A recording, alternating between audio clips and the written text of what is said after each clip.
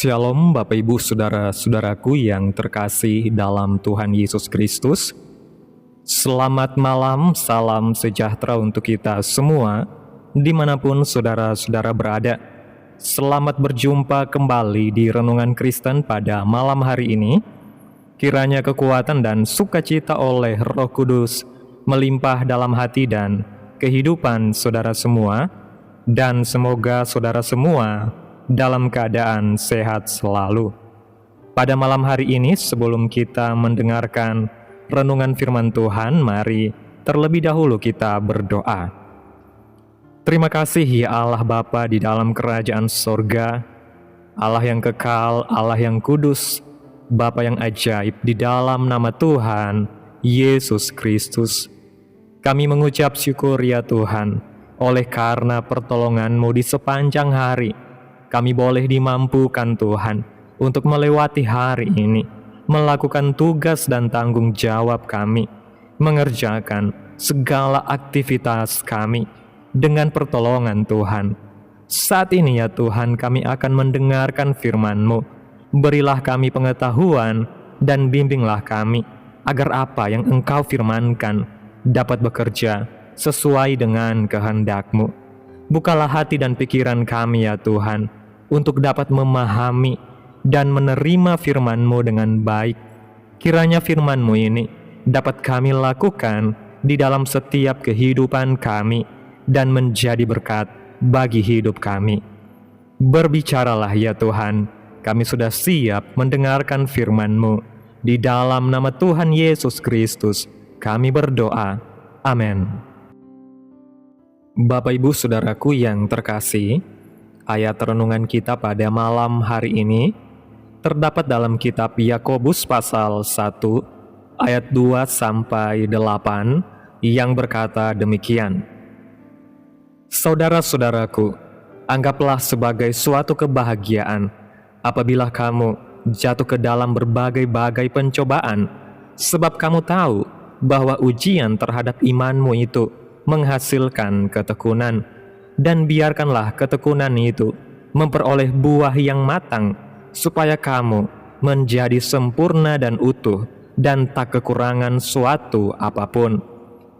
Tetapi apabila di antara kamu ada yang kekurangan hikmat, hendaklah ia memintakannya kepada Allah, yang memberikan kepada semua orang dengan murah hati, dan dengan tidak membangkit-bangkit, maka hal itu akan diberikan kepadanya. Hendaklah ia memintanya dalam iman, dan sama sekali jangan bimbang, sebab orang yang bimbang sama dengan gelombang laut yang diombang-ambingkan kian kemari oleh angin.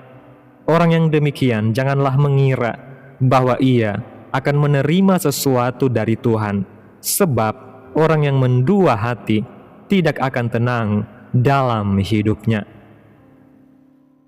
Bapak Ibu Saudaraku yang diberkati Tuhan, saat kita mendaki gunung merupakan aktivitas yang digemari oleh banyak orang, terutama di kalangan anak muda. Banyak hal yang harus diupayakan dan dikorbankan dalam proses mendaki gunung ini. Karena itu bisa dikatakan bahwa untuk mencapai puncak gunung yang indah diperlukan yang namanya suatu proses. Dalam setiap pendakian gunung, tidak ada seorang pun yang langsung berada di puncak tanpa melewati jalur panjang yang berliku, penuh tanjakan, dan seringkali melelahkan secara fisik maupun mental. Dan justru disinilah karakter seorang pendaki diuji.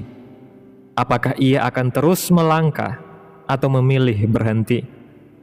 Apakah ia akan tetap disiplin mengatur langkah dan nafas, atau menyerah pada rasa lelah? Dan gambaran inilah yang sangat tepat untuk menggambarkan perjalanan iman orang percaya. Karena iman yang matang tidak pernah lahir dari jalan yang datar, melainkan dari proses panjang yang menuntut ketekunan, kesabaran, dan kepercayaan penuh kepada Tuhan. Mencapai puncak gunung adalah salah satu tujuan dari pendaki gunung. Namun, untuk mencapai puncak tidaklah mudah. Bayangkan kita harus membawa beban yang berat, perlu mengatur nafas dan langkah agar tidak mudah lelah, lalu berjalan di tempat yang menanjak, dan terkadang juga harus berjalan di bawah sengat matahari, serta menahan dinginnya suhu di gunung. Proses perjalanan pendakian pun tidak sebentar, minimal memakan waktu 3 jam perjalanan, bahkan ada yang sampai berhari-hari. Seringkali dalam perjalanan mendaki ada momen ketika kaki terasa ingin berhenti, punggung terasa semakin berat oleh beban, dan pikiran mulai bertanya-tanya, apakah semua usaha ini sepadan dengan tujuan yang ingin dicapai? Dan di titik inilah banyak orang belajar bahwa kekuatan sejati bukan hanya soal fisik, melainkan tentang ketekunan hati.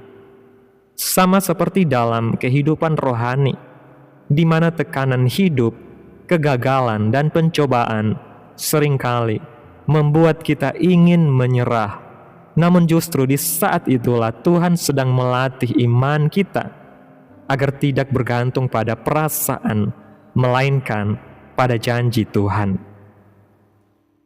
Namun semua rasa lelah akan terbayar lunas ketika kita telah sampai di puncak gunung. Ketika seseorang akhirnya menginjakkan kaki di puncak gunung, semua peluh, rasa sakit, dan kelelahan yang dirasakan sepanjang perjalanan seolah kehilangan kuasanya, karena hati dipenuhi oleh rasa syukur dan kekaguman. Dan pengalaman ini mengajarkan kita bahwa hasil yang indah seringkali baru bisa dinikmati setelah proses yang panjang dan melelahkan. Sama seperti dalam kehidupan iman, di mana Tuhan tidak selalu mengangkat pencobaan dengan segera, tetapi Tuhan setia memberikan kekuatan agar kita mampu melewatinya sampai akhirnya kita melihat maksud Tuhan dinyatakan dalam kehidupan kita. Di puncak gunung inilah kita dapat melihat pemandangan yang Tuhan ciptakan dengan sangat indah.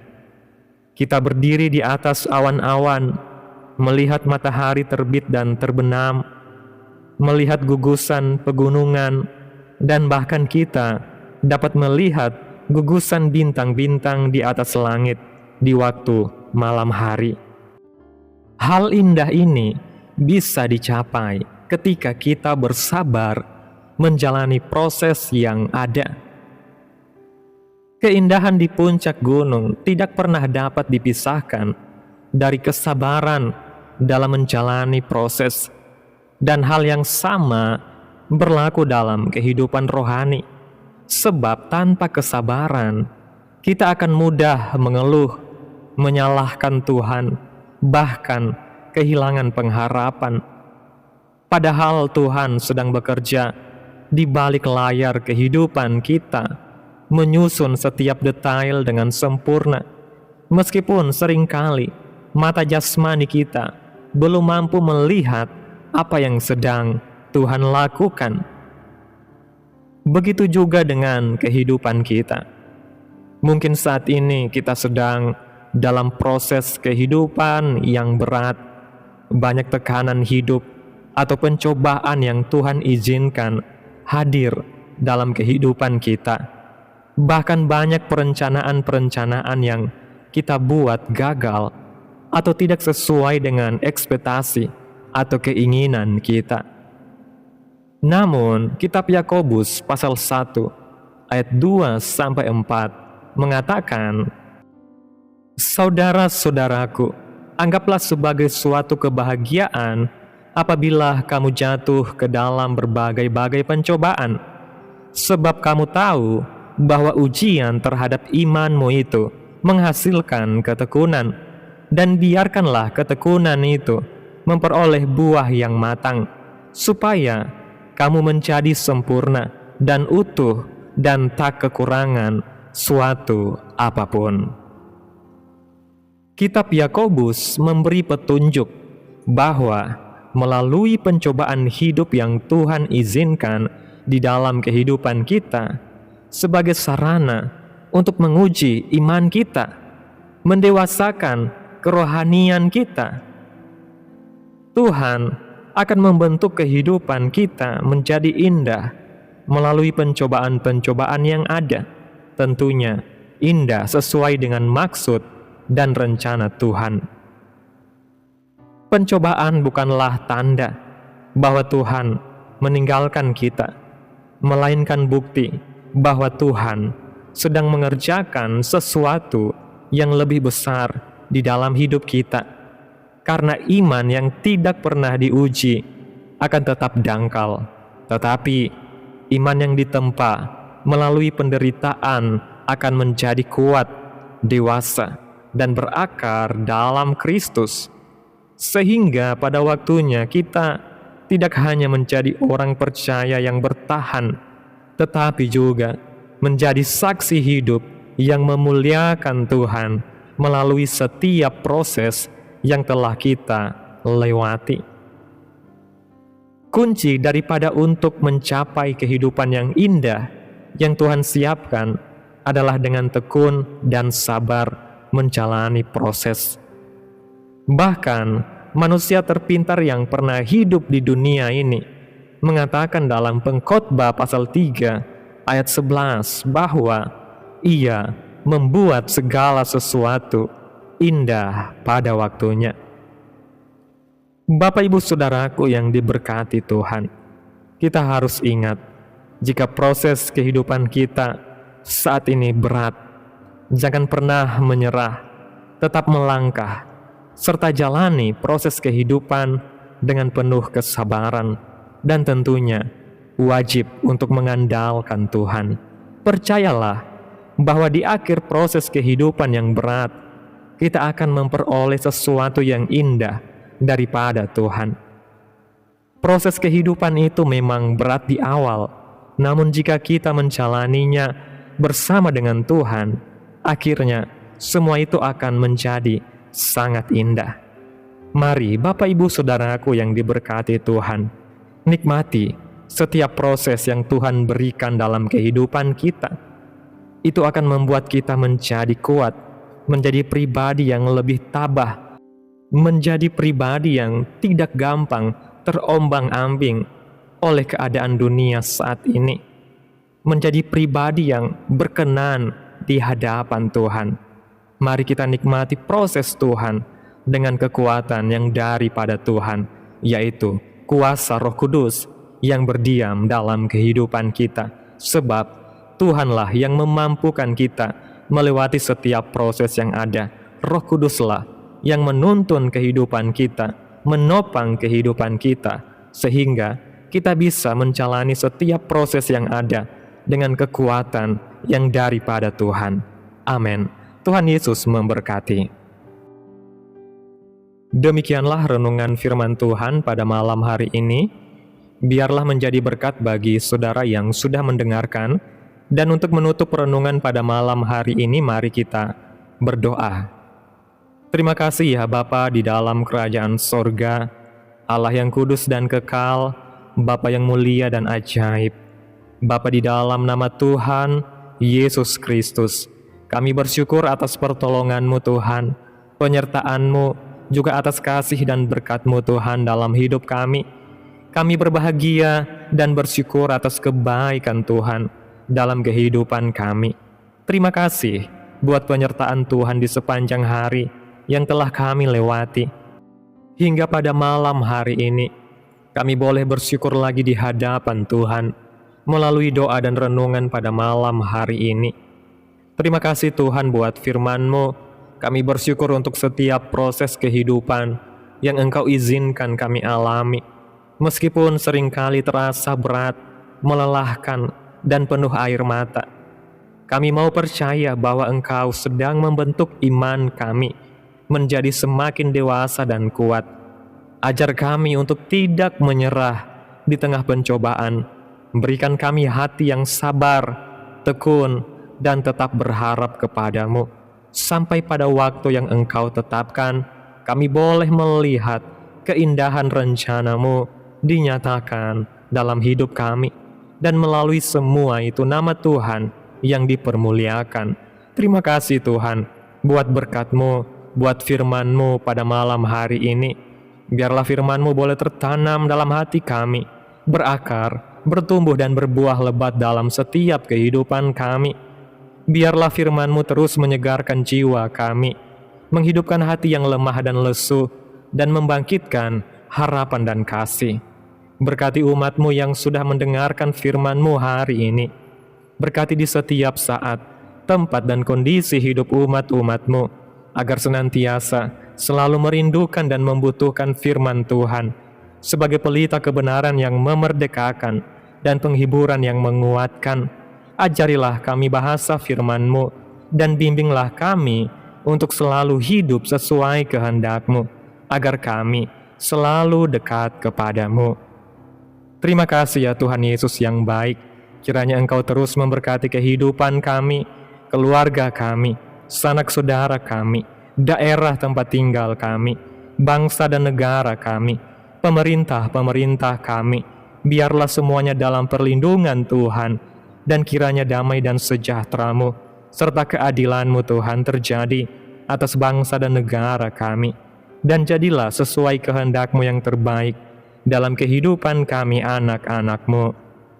Hamba berdoa ya Tuhan, buat umat-umat-Mu yang sudah mendengarkan renungan firman Tuhan pada malam hari ini, yang saat ini sedang mengalami sakit penyakit, pergumulan masalah, kebutuhan ekonomi. Kiranya Tuhan jamah kehidupan umat-umat-Mu, sembuhkan sakit penyakit umat-umat-Mu, pulihkan keadaan umat-umat-Mu Tuhan, berkati perekonomian umat-umat-Mu ya Bapa, serta berikan jalan keluar dalam setiap pergumulan masalah yang umat-umat-Mu sedang hadapi. Dan ajarlah kami Tuhan untuk selalu berharap dan percaya sepenuhnya kepada Tuhan Yesus. Pada malam hari ini Tuhan, kami akan beristirahat dalam tidur kami. Tutup bungkus kami oleh kuasa-Mu, hindarkan kami dari segala kecelakaan, mara bahaya, sakit penyakit, orang-orang jahat, kuasa-kuasa kegelapan, iblis, bencana-bencana alam, hal-hal yang tidak kami inginkan. Tuhan singkirkan, Tuhan jauhkan, Tuhan patahkan, hanya di dalam nama Yesus. Kiranya Engkau sertai kami ya Tuhan, dan lindungi kami di sepanjang malam ini, sehingga kami boleh bangun besok pagi dengan tubuh yang sehat, kuat, serta diberkati Tuhan. Terima kasih Tuhan Yesus yang baik. Inilah yang menjadi doa kami. Mari bersama kita berdoa. Bapa kami yang di sorga, dikuduskanlah nama-Mu, datanglah kerajaan-Mu, jadilah kehendak-Mu di bumi seperti di sorga.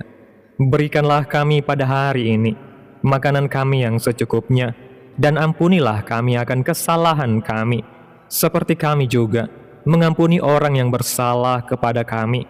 Dan janganlah membawa kami ke dalam pencobaan, tetapi lepaskanlah kami daripada yang jahat, karena Engkaulah yang mempunyai kerajaan dan kuasa dan kemuliaan sampai selama-lamanya. Amin.